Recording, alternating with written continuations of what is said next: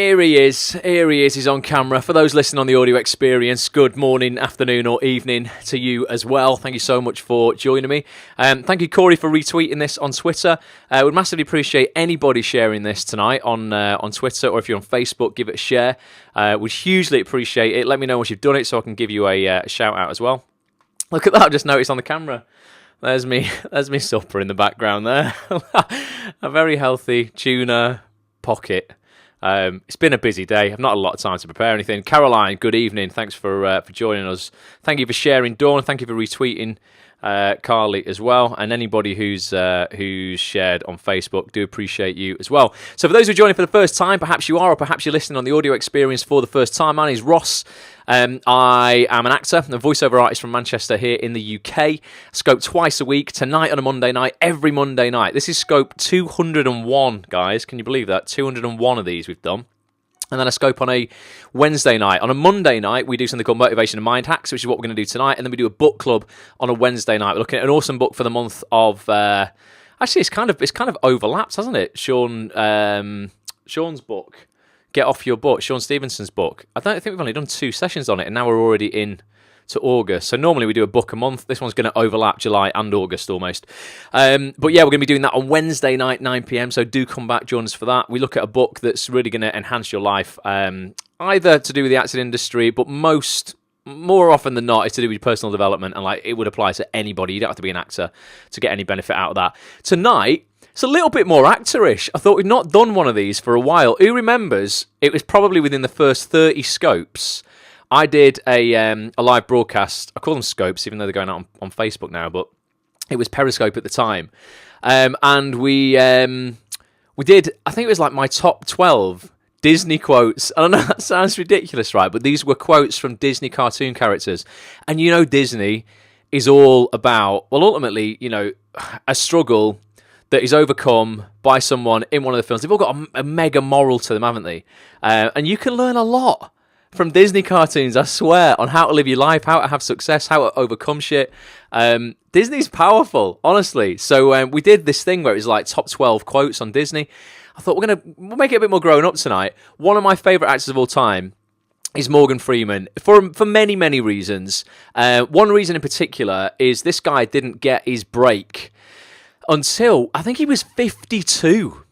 52 years old. It was called Driving Miss Daisy, was his first big film.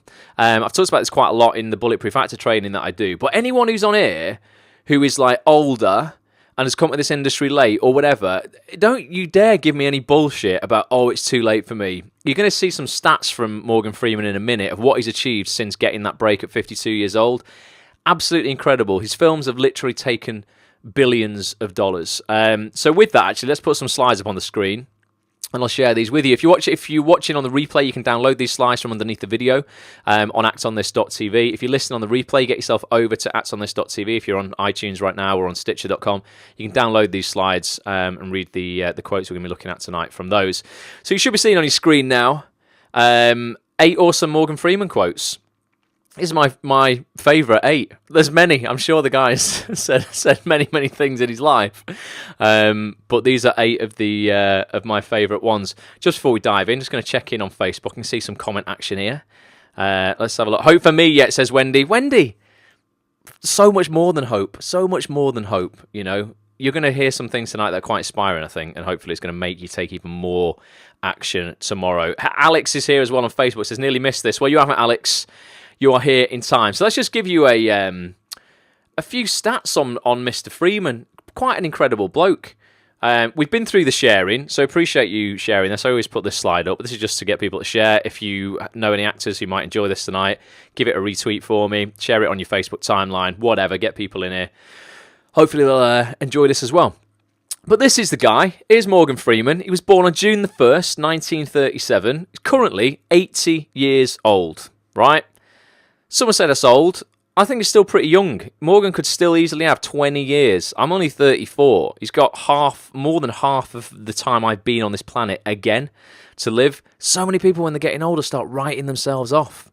If you just appreciate how much time you actually had left on the clock, I think you'd take more action today to get what you want. A lot of people just think, oh, you know, honest to God, right? does my head in. I see people, honestly, who come to me at 25 and tell me that that's it. Oh, I think I'm too late. Oh, I'm a woman. I'm 25. I'm never going to crack Hollywood. You know what? Like, of course you're not, because you're telling yourself you're not going to crack Hollywood. You're not going to ever do anything if you start off from a place like that. So, a few stats on Mr. Morgan, right? American actor, producer, and narrator. I'm sure you will love his voice. I love this guy's voice. If he ever did audiobooks, I could listen to these all the time. Not got a problem. Freeman won an Academy Award in 2005 for Best Supporting Actor with $1 Million Baby. And he's received Oscar nominations for his performances in Street Smart, Driving Miss Daisy. That was the first film he got that break in. I'm sure it's 52 years old. Look that up. Someone can look that up for me now. I think it was, though. Shawshank Redemption, one of my favourite films of all time. Give me some hearts or some comments on Facebook if you're a Shawshank fan. Definitely, to this day, one of the best films I think I've ever seen in my life. And Invictus as well. He has also won a Golden Globe Award and Screen Actors Guild Award as well. Bollocks to age. Andy, is that you, Andy? Is that your first name? Because I keep looking at your username and thinking it is, and then I'm like, I can't know if I've remembered your name wrong. But yeah, bollocks to age, definitely. Freeman has appeared in many other box office hits, including Glory in 1989, Robin Hood, Prince of Thieves. It is Andy, thank you. What a classic film Robin Hood, Prince of Thieves was. Big hit for Bryan Adams as well. The Sum of All Fears, Deep Impact, Bruce Almighty. Bruce Almighty was a wicked film. The Dark Knight trilogy. Dark Knight, definitely one of my best ever films, the original Dark Knight. Wendy says Shawshank's definitely in her top 10 films as well. Wanted in 2008, Red 2010, Now You See Me 2013, the Lego Movie, big fan of the Lego movies. I did some voiceover for Lego Harry Potter, but not any other Lego movies.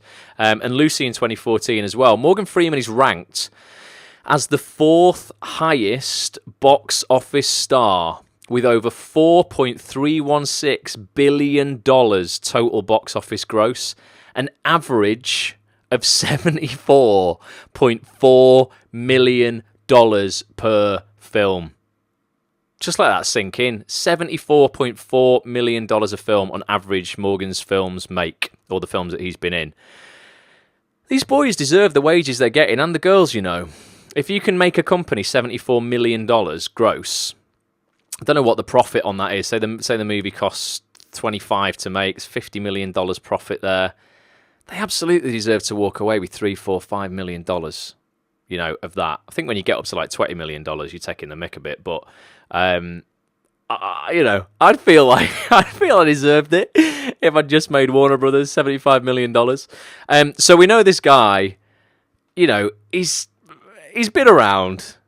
He's walked the walk as well as talking the talk. He knows what he's doing. And these quotes that I'm going to read you tonight, I'm going to discuss them. I'll put a quote up on the camera, on the screen, then I'll come on camera and we'll discuss it a little bit, see what it means to you.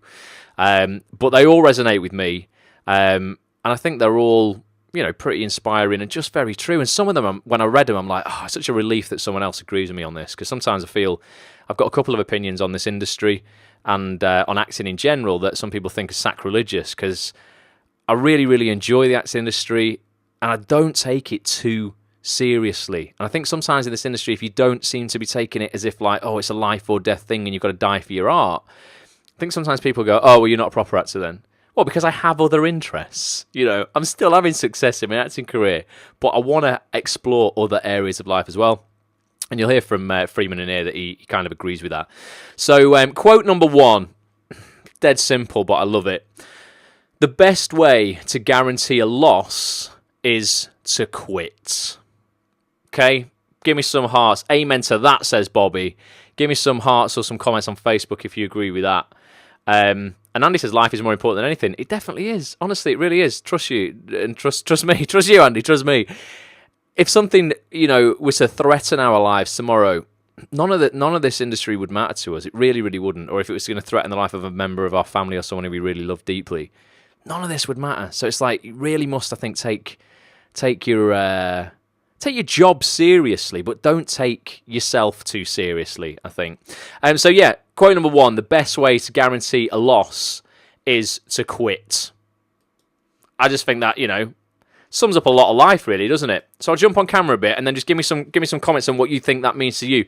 Can you think of a time, or maybe right now, there's something in your life you want to quit on, whether that is your acting career. Give me some comments. Have you ever actually thought genuinely, I'm going to quit? I just can't be arsed with this anymore. I don't want to do acting anymore. I've thought on a few occasions in my life, how would I feel if I walked away from this? Thank you, Corey. Says, great quote. I've thought, yeah, can I, because I can be successful in lots of different areas, as you all can as well. And I'm like, should I, or could I walk away from this? The answer to that every single time has been that I don't feel I could. Up here intellectually, sometimes I'm like, you know what, I could make a damn sight more money and, it would bring me more freedom doing something else. But every time I think, could I live without it? There's like an overwhelming feeling of absolutely not. And then every time I go on a set and I do a TV show, for the time that I'm there, I'm like, God, this is exactly why I chose to do this all those years ago. And we'll talk about choosing when you chose to be an actor, because one of Morgan's quotes actually covers that. So I think Ethan said, mate, he's thought of quitting this morning. Ethan, I'm glad you didn't, mate. I don't think you'd be here if you'd have quit.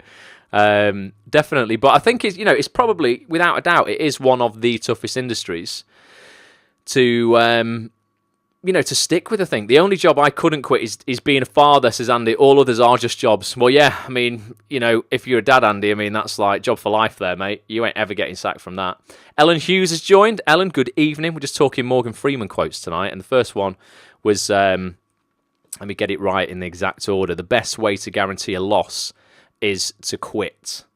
Couldn't quit writing. That's a bit of an issue. Yeah, you go. So Gary's a writer. Gary, didn't know you joined, mate. Thanks for being here. So I bet it's the same for you, Gary, because I bet sometimes you can smash your head against a brick wall, can't you? Thinking, God, why am I doing this? Why am I torturing myself? All my mates, when I was at uni, when I was at kind of drama school and I left drama school, my mates had all finished uni and they were in real jobs and they were earning, pretty decent wages upon graduating. And I'm there working minimum wage in a shop. I had some of those moments where I'm like, forget it. I'm just going to go and work in a big corporation. I'll get paid quite a bit of money and I'm just going to quit all this. I could never ever do it. It crossed my mind though. Absolutely not going to lie to you and go, oh no, I never have. I would die for my art. Not one of them people, but honestly, yeah, every time I've thought about it, I just can't.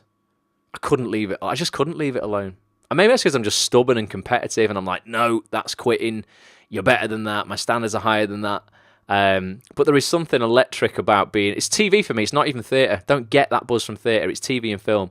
I always wanted to be an actor, Ross. Do you have any tips on acting? Corey, God, I mean, millions and millions of tips on actonthis.tv. You can go on there and listen to 400 hours of interviews that I've done with the biggest actors, casting directors, agents, producers, writers in the UK industry, some in America as well. And you can pick up all the tips in the world from the horse's mouth, directly from the people who are going to give you employment and cast the biggest shows in the UK. Fanny says she's definitely a die for her art girl. Fanny, saw your comedy performance at the Slug and Lettuce in Didsbury. Incredible. Really, really seriously well done. And I told you it was going to be great. What you need to do is stop apologising for everything you do in the world. Stop apologising for when you post something, stop posting it with a like a disclaimer of this. I think this is shit, but because I don't know if deep down you do, but you're putting that out to protect yourself. Stop doing that. Stop apologising. Just put something out and go, hi guys, love your opinions on this. Done. I think it's better. It's going to be a better way for you to go. But good job though. Really good job. So yeah, Gary's saying quit apologising. Everybody stop apologising for bloody existing. Does my head in. Honestly. She says, all right, good. Just stop it. I've had enough of it. From everybody. I don't want to see anybody, with a kind of preamble to their post or anything in life by going, I'm really shit at singing, but I'll give it a go. And then they go, oh, absolutely amazing. They have to say that I'm really shit bit to protect themselves in case they do a bad job. And that's telling your subconscious that you're not good enough and you're not going to do a great job, even though, and you'll do a good job, but you could do an even better job if you don't apologise before you actually do it. James is here.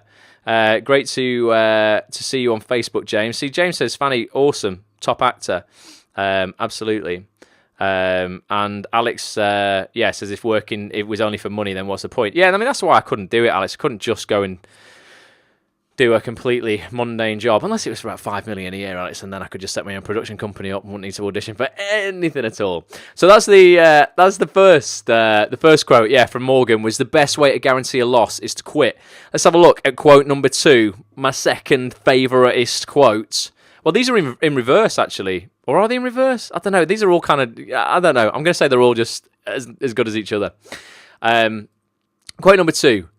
I knew at an early age I wanted to act. Acting was always easy for me. I don't believe in predestination, but I do believe that once you get wherever it is you are going, that is where you were going to be. So it's a bit of a contradiction, this one. I wanted to know what you guys kind of think of this, because I believe that in terms of when you know what you kind of want to do, and you know, when you get to a place where you're like, you feel fulfilled and you feel content, then that was the place you were always going to be. There's almost a part, and I don't believe massively in kind of like fate and destiny and like, you know, I feel that anyone who says that's the way it is or everything happens for a reason, I don't buy into that everything happens for a reason bullshit at all. I don't think it does, because that's just actually saying that I have no control over my life or my career. Or anything to do with it. If you're going to say that, you know, you split up with your boyfriend or girlfriend for a reason, and it happened for an absolute reason, then you've got to say that, you know, that child who's born with leukemia, it happened for a reason. Or that, you know, earthquake that happens and just, you know, kills hundreds and hundreds of people who were completely innocent, happened for a reason. It's bullshit. It doesn't happen for a reason. What you can do is you can reframe any circumstances you find yourself in life in a way that they empower you. You know, that for me is destiny and fate, in terms of, you know, you end up kind of being dealt something and then you choose how you respond to that situation. But on the other hand, going back to this quote, it's kind of like, you know what? If I end up here, this is always the way it was going to be, because every single decision I've made in my life has brought me to this point. So in a way, there's no other place you could ever possibly have been than where you are now. Because you just couldn't, because you've made those decisions. So I couldn't be anywhere here now talking to you guys. I couldn't possibly be anywhere else because I've already made the decisions that have brought me to this point. But it's an interesting quote. Fanny's saying, yes, intention, says Caroline. So Morgan says, you know, I do believe that once you get wherever it is you're going, that's where you were, almost like you were always going to be, because you couldn't possibly have been anywhere else. So I do like that in a way. I just think you've got to continuously make the best decisions you possibly can make for yourself. You've got to choose wisely, because you are absolutely where you are from every decision you've made. I often get deja vu from dreams. I remember having a child, what you say, always makes me feel like I must be on the right path, says Ethan. Yeah, deja vu's a funny one, isn't it? I don't know. Sometimes I go, whoa, definitely been here before, but I don't know how that works, or whether that's like a short circuit in the brain or something like that. But it's easy. But yeah, you know, that's nice little quote there. Ultimately, you couldn't possibly be wherever you are listening to this now or watching this now. You couldn't possibly have been anywhere else, because you've made every decision in your life that's brought you to this point. So it's almost like if you were going to be here, you were always going to be here. Interesting one. And Fanny says that deja vu is a scientific thing. I'm big on the science, Fanny, of everything. I've never looked into deja vu at all. I will have a little read up about that, see if it is a kind of cognitive quirk that we have. Andy says life only ever gives us the challenges we can cope with. Well, if you develop a trust in yourself, Andy, that you can actually deal with anything life throws at you, ultimately, mate, you have nothing ever to fear, because you don't have to feel like you've got to control any situation you put yourself in. So that's very empowering when you just go, you know what, you trust yourself to deal with anything. Super liberating. Deja vu from form of epilepsy, some say, says Gary. Interesting one. And James says, I always wanted to act ever since I was 4 years old, and no matter how my life has turned out, I've always found myself back acting. It's a beautiful thing, James, about this industry, mate, is you can go for a bit, you can come back for a bit, you can go for a bit. It's totally like vocational, isn't it? Pop in, pop out if you want. That's what I just think life is so rich. Why not do other stuff as well? Quote number 3, guys. Love this. He just says, look, I feel fine. I don't care who the director is. This is a question he was asked about working with big directors. All you have to do is know what you're doing. All of us, everybody in the business, that's all you ask anyone. You know your job. I know mine. Let's go do it. And sometimes, who's been in a situation where they've been a little bit worried about stuff on a set, and it's like you don't actually know necessarily, particularly when you first start working in TV or something, what you're responsible for in terms of like props, costume. Oh, do I look after this? Should I do that? Oh, and the director's telling you one thing, and you're like, oh, but should we think about this or that? I very, very often have to step back and go, whoa, Ross, just shut up and just do your job. Whether that light's like that or that's like that, it's not actually your job. And these people around you are so more qualified than you are. You just worry about what your job is. And I think I think in life, that's great advice. I think it said, Eric James Dean is here. EJD. Good to see you, mate. We've got to get a brew soon, Eric. Not seen you in ages. But yeah, I think as long as you just know your job, know your role, and you do it well, core competency, says Bobby, exactly, my man, that's exactly what it is, then you'll always get employed again and again and again for that thing. Develop the thing that is a core competency of yours, something that's a natural strength, into a great strength, a great asset of yours. Be known for that, whether it's a particular casting bracket in acting, a particular voice style in voiceover work, in any walk of life, just a particular strength of yours. Develop it into something great, and you'll work time and time and time again as that thing. Just know your role. Doesn't mean you can't branch out into other stuff, but on a particular job, if you are just an actor, don't try and do the director's job and the producer's job and the script editor's job and all this other stuff, because you're just going to get overwhelmed. Just step back, stay in your lane, do what you have to do for that job. And then if you want to go and study exec producing or directing, go and do that separately. Don't worry about it on the set where you're actually just employed to be an actor. Just saw Andrew join as well, I think. Good evening, Andrew. Doesn't that come down to belief in yourself? Which are we talking about, James? In terms of this quote, because that's what I was saying. Yeah, it doesn't mean you can't do this or these other things. It just means that you do one at a time. You don't have to worry about going on a set and worrying about other actors' continuity and other people's costume and all that kind of stuff. Just actually, look after your own stuff and make sure you've got everything right. Otherwise, continuity is a big one, isn't it? Big one. You look after your own continuity. So that's something that I always, not struggled with, but I'm challenged by on every shoot that I do. Remembering exactly what I've done when. If it's a drama and it's single camera, very difficult to go, oh, wait a minute, did I stand up when I said that? Or did I stand up on this word? Or was it just before that word? Difficult one. But yeah, focus on your own, focus on what you're doing, and you probably remember that a little bit better. So that's quote number 3. No backseat driving, said Alex. Great way of putting it. Absolutely. No backseat driving. And I don't even drive, Alex. I'm not allowed. So not because I've been banned, by the way, for those who haven't heard the story before. I've got dodgy eyes, just not allowed. And Gary says continuity a nightmare. Yeah, it is, man. Quote number 4. My approach to acting is that I am totally intuitive. I read the script and I get it. If I don't get it, I can't do it. Now, I don't know what you infer from that, but I take that as something that I believe in. It's kind of like, I think a lot of people want to overanalyze everything. They want to get some writing and a script, and they want to develop a subtext, a subtext, a backstory, a backstory, a backstory, all that bullshit. And I'm like, you should, a good script. And Gary, let us know if you agree with this. Gary's a really good writer. As a writer, I should be able to pick up your script, Gary, surely, and just get it. 99% of it anyway. Because if I don't get it, I can't do it. And I don't want to have to go and study reams and reams and reams of stuff in order to kind of understand what you're going on about. It should be, good writing anyway, is pretty intuitive. Unless you want to do something really arty and weird and out there. And again, for me, that's not for me. If I can't pick up a script and actually just get it, I don't really want to do it, to be honest, because I really like realism. I like natural stuff, just normal human behaviour. He says, hopefully, though, sometimes actors have better ideas than me. Well, that's all right, but it just means that, they should, if they've got better ideas than you, they understand your script, Gary.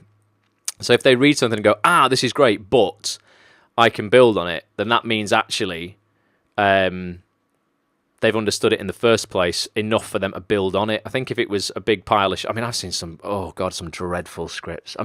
Proper out there stuff for the sake of being out there, though. Doesn't actually play a purpose. And I think sometimes people want to be controversial just for the sake of being controversial. They want to swear for the sake of swearing. They want to put smoking in a piece. That used to piss me off a lot when I worked in theatre. Or if someone was like, what can this character be doing in this scene? Oh, they've just gone outside to smoke.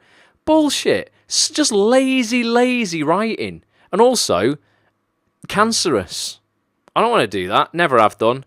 Actually, said to the BBC once in a drama, I'm not doing that. And they went, fine. I went, all right, great.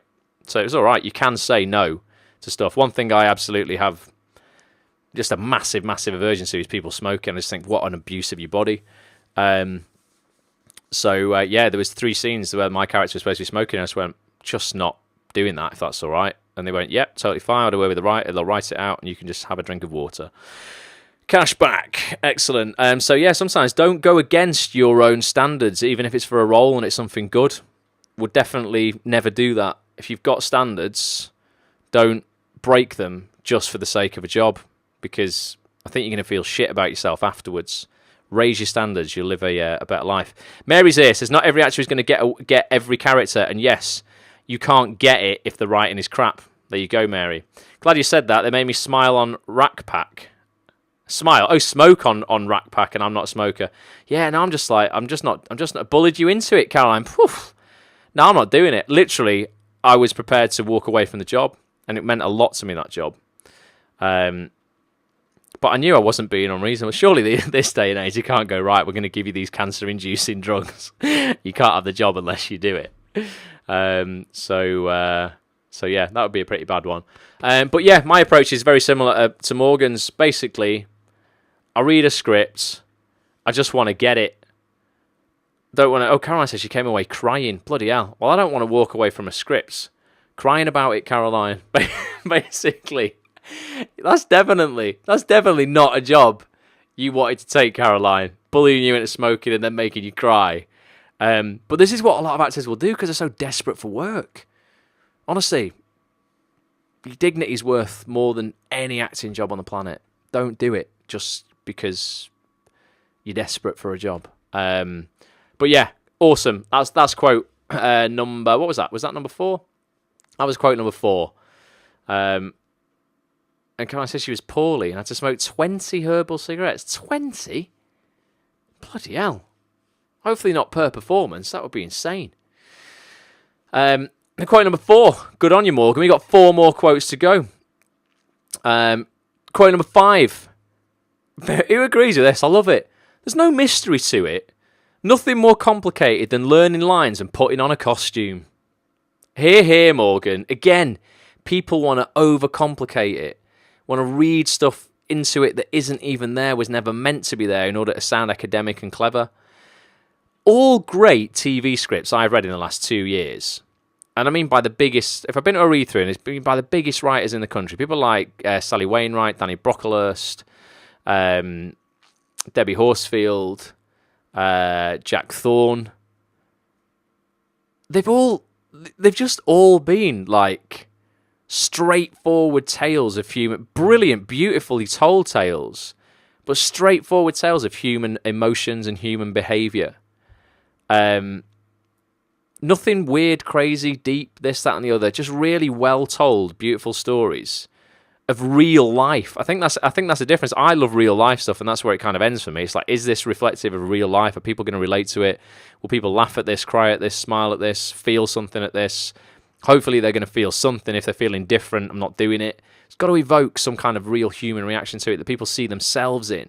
That drama I've just done, Age Before Beauty, you'll watch that when it comes out later this year, and I guarantee every single person watching or listening to this will see a part of themselves or a member of their family in that show.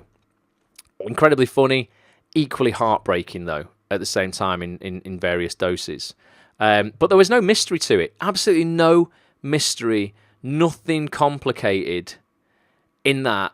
What about things by Charlie Brooker? So stuff like Dark Mirror and stuff, I can appreciate. Like Charlie Brooker, does a lot of kind of sci-fi type stuff. And I enjoy that. But again, it's got to be based in realism for me. Do you know what? I would even say stuff like The Dark Knight, like I mentioned before, one of Morgan's films. The Batman series was so fantastical. And, Heath Ledger's Joker, so out there, so crazy, yet based absolutely, entirely in realistic human emotion. Nothing weird, clever, this, that, and the other.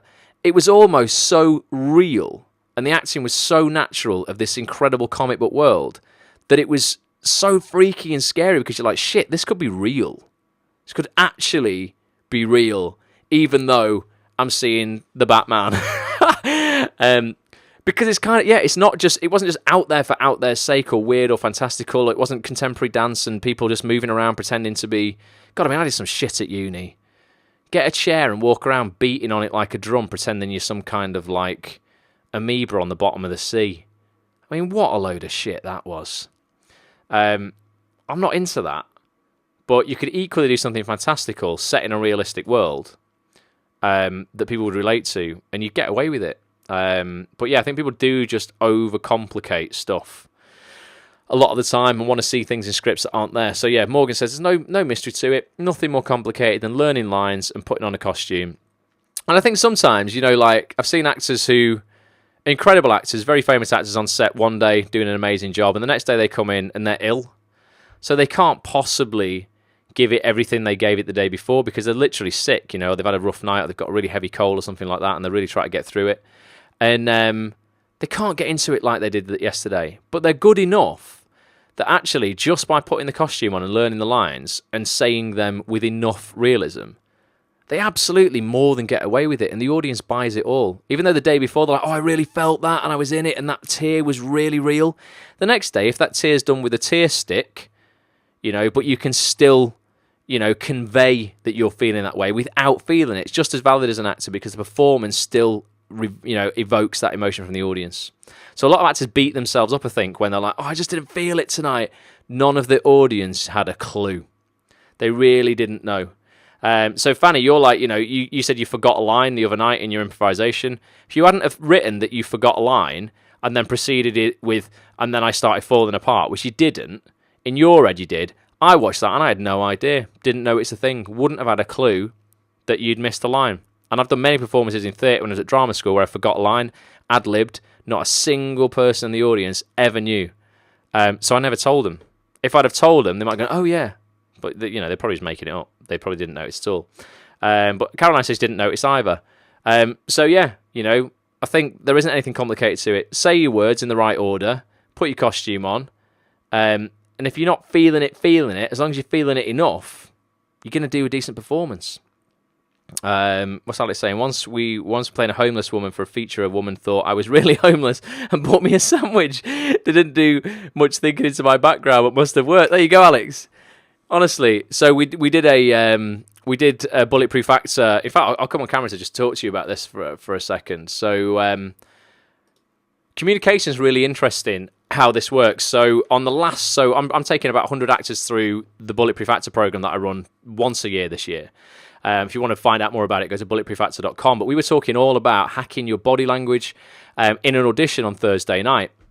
And it's fascinating. So in terms of the me speaking these words right now and you hearing them or watching me say them and you interpreting it, the way we communicate is incredible. Only 7% of communication is through the words itself. So just 7%, okay?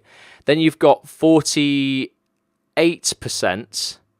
is through our... No, it's not. Wait a second. 55, so 40, so 45, 7, 38%. 38% is through the way I say the words. So the way I'm saying these words. So if you ever sent a text to somebody and it was a joke, but they didn't take it as a joke, it was because they only got 7% of the meaning because they just had the words. They didn't have the way you said it. So you can go, oh, you're right, dickhead, you. And they'd go, oh, right, okay. And they'd laugh at it. If you send that in a text, you're right, dickhead, you, they wouldn't necessarily know you were joking. So 7% is the words, 38% is the way you say it. That leaves, Alex, 55% of our communication is through body language and appearance. So you just said then, that woman bought you a sandwich because you were playing a homeless actor. If you were playing the homeless actor and just from your appearance and your body language, effectively the way you were sat or whatever, they've already got more than half of what they need to believe you are that thing. So actually, if you add on, the way the words themselves, even without any real kind of like feeling it, emotion, or any decent delivery, would give you 62% of the information. So if you can only half feel it, put yourself up another 20%, your performance is still going to be over 80% awesome. The ones who get up to the 90% plus, yeah, they're going to be feeling it that night or that take. But if you can, if you realise that 55% of your performance is actually what you look like in your body language, then more than half the job's done by just turning up in the costume. Learning the lines alone will give you another 7%, and then actually putting some meaning to it, is going to take you up to 70, 75, 80% of the performance, which is like, if you're at unit, that'd be a first. So, yeah, powerful. Just being it before you even open your mouth is more than half of the job. For theatre, it's irrelevant what you feel. It's how your audience feels that matters. Boom. Exactly, Ethan. Definitely agree. And Alex says the sign probably didn't help. So that sign probably said homeless and hungry or something like that. Right, so that was quote number 5. There's no mystery to it. Nothing more complicated than learning lines and putting on a costume. I don't think there's much more complicated than that, to be honest. Quote number 6. As far back as I can remember, and I want to know what your point was. So, as far back as I can remember, I saw my first movie when I was 6 years old, and since then I wanted to do that. I wanted to be a part of that. I can remember being sat in the cinema. You're going to all laugh at this and think I'm an idiot, but I was sat in the cinema at 5 years old, and I watched Michael Jackson's Moonwalker, the film that he made. It was like a musical film that he made. It had the Smooth Criminal video in it, and he was saving these kids from... who was it? Was it Joe Pesci was the drug dealer? And he was kind of like these kids in this little cave, and he was like doing drugs and trying to get all the kids high. And Michael's like, do it and you're dead.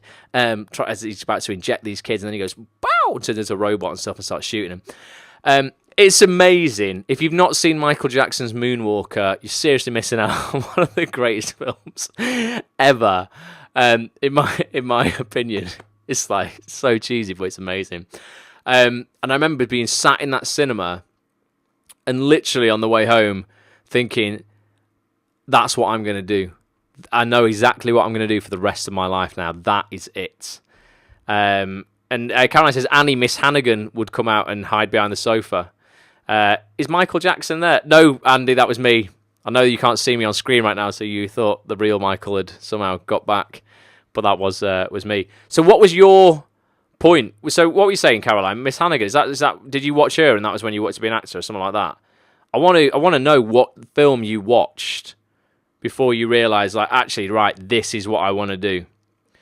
Muppet Treasure Island for Alex. Boom. Mine was the $6 Million Man for all the old ones, says James. Amazing. Mine was Romeo and Juliet with what, Leonardo DiCaprio? Funny was that? It faded out before I could read all of that. Let me jump on camera a second. You can, tell me what yours was. Gone with the Wind, says Caroline.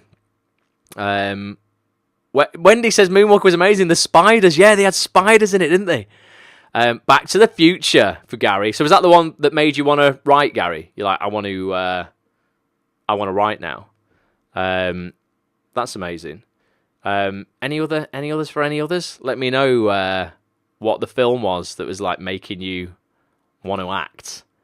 I always think it's interesting when you find out what that is, or what show somebody saw, or musical they saw, or I think like your musical preference is kind of made up the same way, isn't it? Gary says, yeah, so it was Back to the Future that made him want to make films. To the world of acting, Mrs. Heels. What's that, Ethan? Why don't I know what that is? I love Pete's Dragon when it first came out in the 70s. Probably The Matrix for Carly. It's it's interesting. I think our music taste is often kind of done in the same way as well, isn't it? Because our parents can influence us. They can play a record or something like that, and then it's like, right, if your dad likes the Beatles or something like that, then you'll grow up on the Beatles or wherever it was. So Mrs. Heels got you into acting. Who was that then, Ethan? Your acting coach, or was that someone I should know of? Is that someone famous or something? I don't know who that is. But yeah, it's interesting hearing what people's influences were. Just going to see what's going on Facebook. Every film I saw made me want to act. Bloody hell, Wendy. You just got constant motivation for you then. Oh, your GCSE drama teacher, Ethan. Amazing. Yeah, my GCSE drama teacher was the first person who kind of really got me into it in terms of believed in me and sent me to ITV, actually, on some workshops. As a kid, did things like Children's Ward and this little medieval children's program called Night School. Hilarious. It was like the original Harry Potter, really. Nowhere near as magical, though. So that was quote number 6. Yeah, as far back as I remember, I saw my first movie when I was 6 years old, and since then I wanted to do that. I wanted to be a part of that. Quote number 7, we humans are more concerned with having than with being. And I thought this was an interesting one, because I think this is the recipe for a lot of people's sadness. The answer to your question, James, do you moonwalk, is absolutely yes. 100%. Very well. Taught myself over 2.5 years at drama school because we had sprung wooden dance floors in the dance studios. Put my socks on. Taught myself. Now, anytime I got the opportunity, James, I'm on it, honestly. Get me a slippy floor. I'm all over that. I love this one, says Dawn. Honestly, I think it is. I think like so many people are just more concerned about having things than being. So it's like, I'll be happy when I have that house. I'll be happy when I have that job. I'll be happy when I have that car. I'll be happy when I have that girlfriend, that boyfriend, whatever it is. And honest to God, everybody listening and watching this now, you need to realize if you are not happy with what you have now, you will never, ever, ever be happy with what you are going to have. And that doesn't mean you're not going to have more than you've got now. But if you can't be happy with what you have now, you will never be happy with what you have later. So if you can develop gratitude, this is where like gratitude is just the answer to everything for me. It's like the antidote for everything. If you ever like feel that you're lacking in any area of your life, you just think of the things you can be grateful for. So I was watching a YouTuber on YouTube, obviously, and she was blind. I was like, wow, there's blindness in my family, and there's potential that my eyesight won't last forever. And I was watching her, and she's incredible.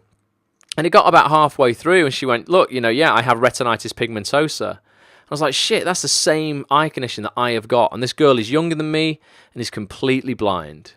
And that's the crazy thing with this condition, is you don't really know how it's going to affect you. There's a lot of different types of it and different genes involved, and you don't know how severe it's going to be, and and that kind of stuff. But for me, it just made me go, shit, I'm so grateful at 34 years old that I've got this condition, yet I've still got so much vision. I can do whatever I want to do. I just can't drive, and I struggle in the dark. That's about it. Anything else, just not a problem.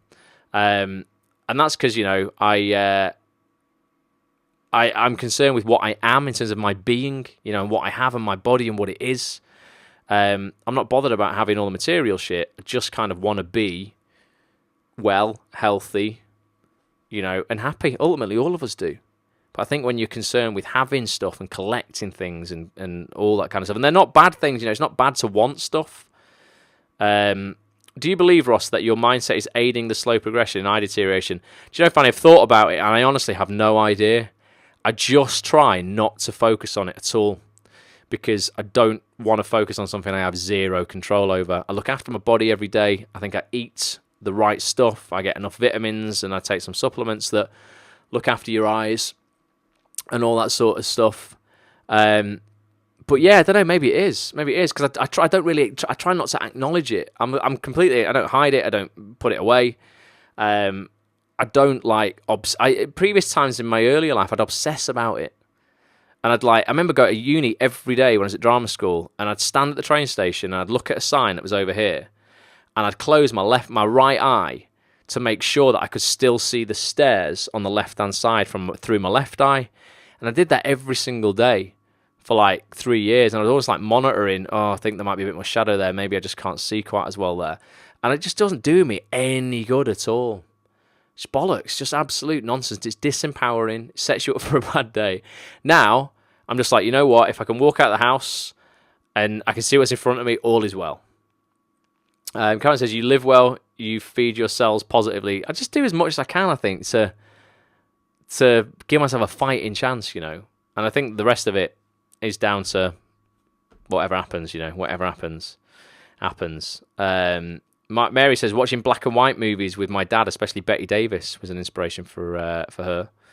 And Alex says, I've suffered with dissociation, feeling visually trapped in your own head. Wow, for the past 4 years, but I've not let that stop me keeping going. Yeah, it's amazing. I don't know what I'm not familiar with that challenge, Alex, at all. But that's interesting, definitely. But yeah, you've just got to, you acknowledge your challenges, and you absolutely, do your best.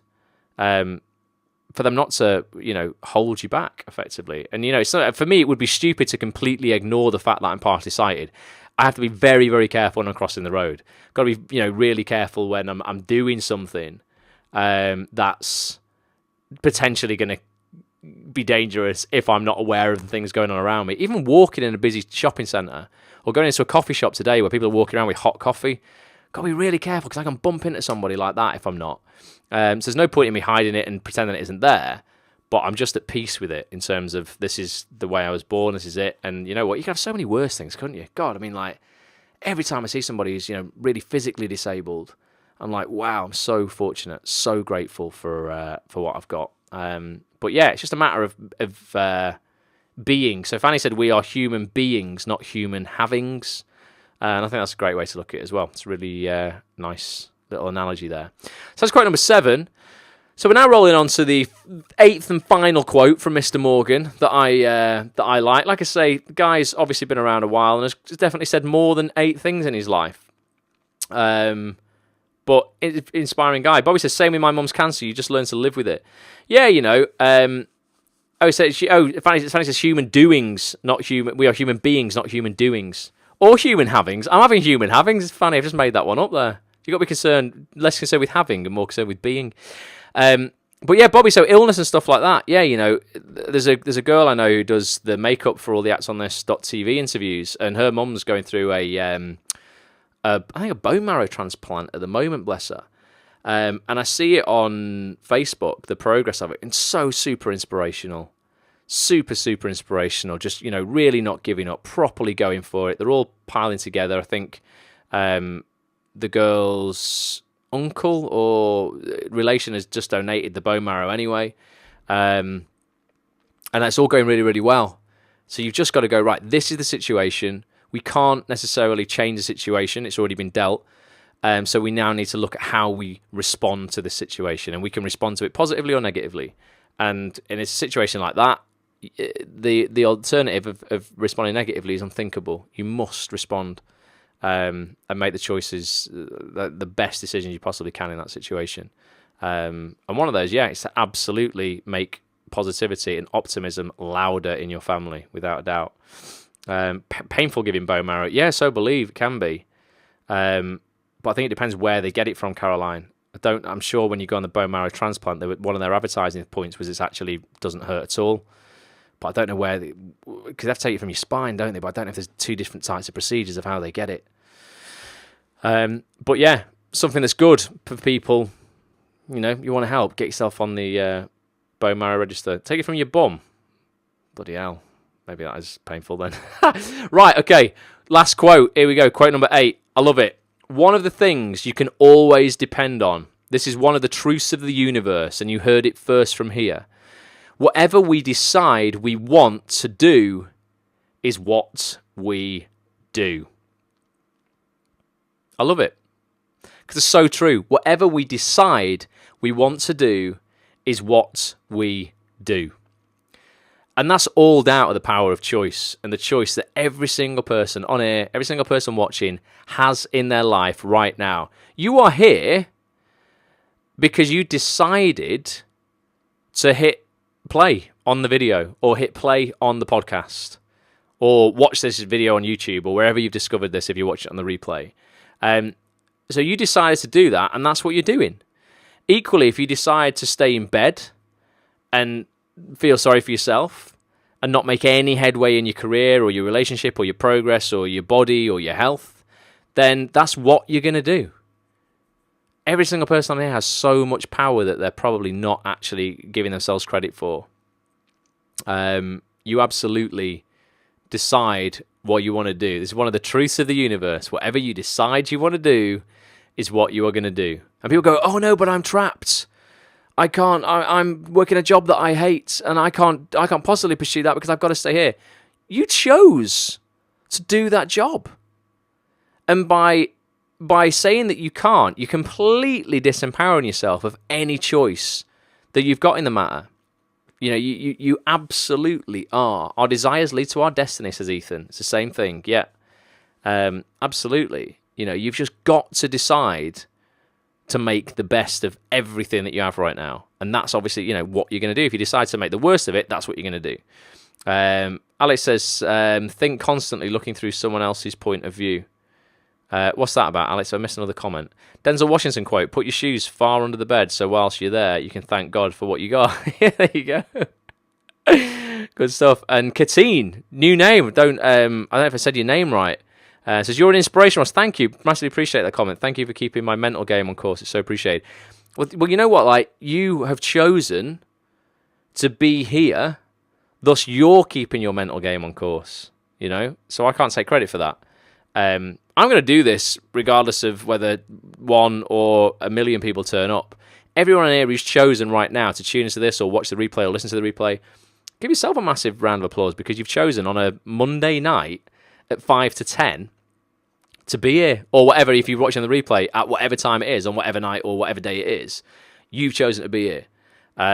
So that's you have decided what you want to do, and that's what you're doing. So that's the whole point on this quote. You get to decide. And that's why there is no real destiny. It's like, you were all, you know what, you were always, everyone on here was always going to be on here tonight because of every decision you've ever made up until this point has brought you here. You were, there's no one on here by chance. You were always going to be on here because of what you've previously done. I used you as an excuse to avoid the gym, so I won't congratulate myself. Well, you know what, Ethan, sometimes, mate, as well, I occasionally will trick myself with a little bit of fate as well and go, oh yeah, I missed that train because if I'd have been on it, then that might have put me out on like one of the main roads at a certain time and I might have been hit by a car, so I was meant to miss that train. I know I'm lying to myself, but you know, sometimes it makes you feel a bit better. Wendy says, when Game of Thrones is on. Oh, Game of Thrones is on and you've even joined, Wendy. Well, there you go. Hugely appreciate you being here and missing Game of Thrones. Definitely. Oh, and Alex's comment was explaining her dissociation. Awesome. Yeah, well, I'll have to look a bit more into that, Alex, try and understand it. So they were the 8 quotes, guys. We'll just do a tiny little recap dead fast. So quote number 8, one of the things you can always depend on. This is one of the truths of the universe, and you heard it here. You heard it first from here. Whatever we decide we want to do is what we do. So you've always got that choice. Quote number 7 was, we humans are more concerned with having than with being. So let's just be happy with being, not always chasing material shit. Quote number 6, as far back as I can remember, I saw my first movie when I was 6 years old, and since then I wanted to do that. I wanted to be a part of that. I'm sure everybody probably listening to this has had a moment like that. Quote number 5, there's no mystery to it, nothing more complicated than learning lines and putting on a costume. Completely agree. Quote number 4, my approach to acting is that I am totally intuitive. I read the scripts and get it. If I don't get it, I can't do it. Love it. I only want to read scripts I get. Quote number 3, I feel fine. I don't care who the director is. All you have to do is know what you're doing. All of us, everyone in the business, that's all you ask anyone. You know your job. I know mine. Let's do this. Quote number 2, I knew at an early age I wanted to act. Acting was always easy for me. I don't believe in predestination, but I do believe that once you get wherever it is you are going, that is where you were going to be. Like I said before, I think everyone on here was always going to be on this broadcast tonight. And quote number 1, probably the most hard-hitting of all, but the best way to guarantee a loss is to quit. That's not what we want for anybody on here whatsoever. We don't want anybody quitting. So don't. Basically, don't quit. Whatever you decide, keep on going. Unless you actually go, you know what? I think sometimes there is one point where actually like it's okay to quit, where you're like, actually, you know what? I found something else that I'm even more passionate about. And I think that's fine about anything in life. How many people do you know who have started off in music or acting, have made a ton of money, and then gone, right, I've had enough of that. I'm going to go and start up a business on this or that, or I'm going to expand into this and that. Hugely successful musicians. People like will.i.am, people like Jessica Alba, 50 Cent was, he did all the vitamin water and all that kind of stuff. You can branch out into other stuff, and this industry will always be open for you to come back to at any point in your life. I don't think anybody who's really in it could ever quit forever. I think you would maybe just have a little break. I don't think I could ever walk away from this industry full stop. I don't know. I mean, never say never, but not yet. Anyway, definitely not yet. I've put things on hold for the time being. I haven't quit. I just need to sort stuff out. Yeah, sometimes you've got to do that, Andy. Sometimes, you've got to, make sure all your stuff's in order in order to, be able to push forward in what you really want to do. And Alex says she's taking quote number 1. Which is about quitting. Absolutely awesome, Alex. Take that away. So, I hope everybody's basically ready to be a bit more like Morgan this week. It's Monday night. We'll be back on Wednesday night. You can join me next time. Mondays, 9 p.m. That's tonight. Wednesdays, 9 p.m. And you can join on twitter.com/actsonthisTV or facebook.com/actsonthisTV. The broadcast is available on both. If you're listening on the audio experience right now or you're watching on the replay on YouTube, please come and join us live next time. Send me a tweet as well. Would love to know what you think of these broadcasts. It's at ActOnThisTV. At Ross A. Grant is my personal Twitter as well. Same on Instagram, at ActOnThisTV, at Ross A. Grant. Would love to hear from you. So which was people's favourite quotes then? Alice's was quote number 1 about quitting. Anybody got any which one resonated with you the most? And Dawn, the meetup is on at home this Saturday. Home Theatre in Manchester. We're doing a meetup for ActOnThis.tv. We're doing the Manchester meetup this time. I'm going to be putting a notification up on the Facebook page tomorrow, probably, Dawn. That's facebook.com/ActOnThisTV, where I know a lot of you guys right now are watching the broadcast as well. So facebook.com/ActOnThisTV. I've been listening to podcasts since the first five to Thrive. No way have you, Andy. Everybody should do this. I'm putting out more audio, exclusive audio out on iTunes and Stitcher. You can't get it anywhere else. It's not going to be put out live like this or anything like that. Go to iTunes and just search for Act on This TV, all one word, and go to Stitcher.com. If you've got an Android device, you don't have iTunes, search for Act on This TV, all one word, and just subscribe to the podcast. I'll put through maybe 3 or 4 pieces of audio a week, and we do something called 5 to Thrive, which is like a 5 to 10 minute episode, just on my thoughts and kind of like something that's motivating and something that's inspiring is going to really help you. And that's how you ended up here, Andy. Amazing. That's great. Honestly, more and more people are subscribing to the podcast. I'm getting more and more emails about it, more and more shout outs. There is exclusive stuff there that you can't get anywhere else. So please do subscribe. And I'll send you through new stuff every single week for free. Like, honestly, it really, really will help you. Everyone's saying quote number 1 about quitting was the one that resonated with them. Definitely. Used to do it every week and then disappeared. Yeah, so I'm bringing 5 to Thrive back, Andy. So what I did is I was doing 5 to Thrive all the time, every week, and then I thought, you know what, I'm missing out on like putting the audio from these broadcasts out. I'm going to put the audio from these out because people like to kind of listen in long form sometimes and have a little bit more to listen to when they're in the gym, have something like an hour as opposed to just 5 minutes or something. But now I'm putting more 5 to Thrives out that are just exclusive. So I did the first one about a week ago, definitely going to put another one up this week, and so on. And also been vlogging, new camera, be doing a little test vlog today. You're going to see a lot of behind the scenes of my life and some stuff that's nothing to do with acting as well. I'm actually in the middle of starting up a clothing company. I know it sounds crazy. Always been interested.